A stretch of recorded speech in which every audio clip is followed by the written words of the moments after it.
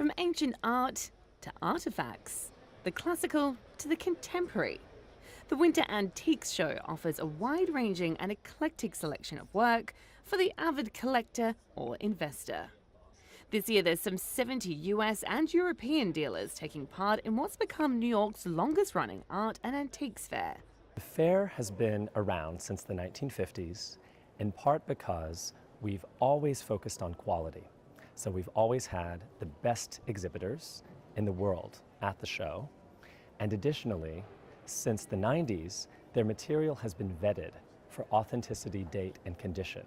So buyers at the show know that they're buying the very best and that there are no questions about the authenticity, date, or condition of the material.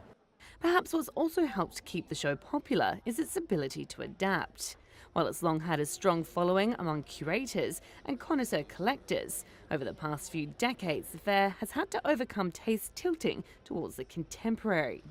For its 64th edition, the fair actively courted dealers who think imaginatively about the ancient and modern, emphasizing cross-collecting.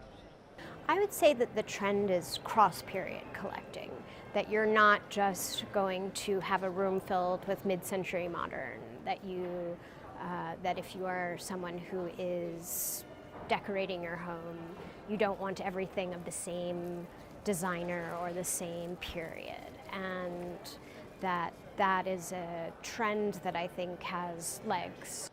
Visitors to the show might be inspired to think that it's perfectly fine to pair contemporary ceramics with Renaissance paintings. And the show's organisers have been redefining what goes into an antiques fair in other ways too. Well, the show extended its date lines about a decade ago, so that instead of defining an antique by an object that's 100 years old, exhibitors could bring material dating up to 1969. In the past 2 years, we've begun allowing contemporary material into the show with an emphasis on contemporary design. But in the context of contemporary material, we think that, one, it's really interesting to see contemporary design that's inspired by history, by art history, by art movements of the past, in a context where it can be seen alongside the best examples from those periods.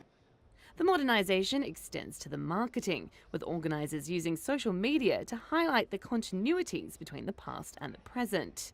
There's also a Young Collectors Night, an annual event to introduce new and emerging buyers.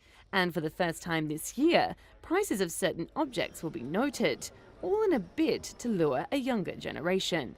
To kind of help them along, this year we have decided to mark objects at $10,000 and under, $5,000 and under, and $3,000 and under, to let these young collectors know that there's material in the show that is buyable, and also to kind of take the edge off of any intimidating feeling they have about approaching an exhibitor to ask a question about price. As tastes change, the organisers of the fair are smart to adapt. The reasons for targeting younger collectors are twofold, according to those in the antiques industry.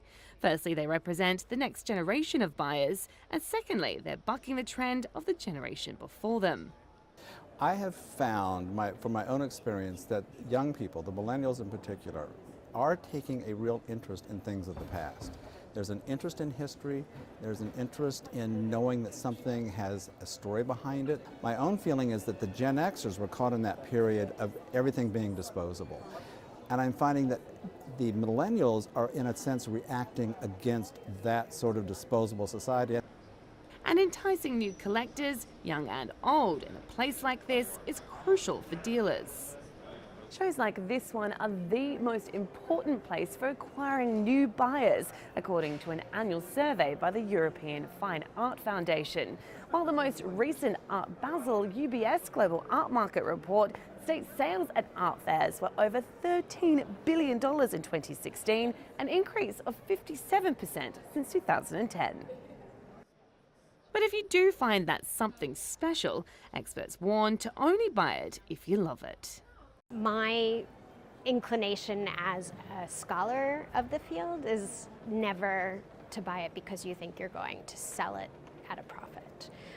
There's a difference between use value and exchange value, and the use value is that you live with it and you love it and you look at it, and every time you look at it, you see something different. We never recommend that people acquire antiques or the objects at our show as investments. They may have potential as investments, but the motivation behind their acquisitions should be passion for the material, and that will really stand the test of time and allow those buyers to create collections that they're always interested in. Organisers say this year's fair looks set to be a record breaker, with more than 20,000 turning up to the show and strong sales. But how much of that is coming from millennials is likely to be relatively small, as they generally have less disposable income. And it remains to be seen if the younger generation can make buying older objects new again. For CCTV, I'm Reuters reporter Jade Barker.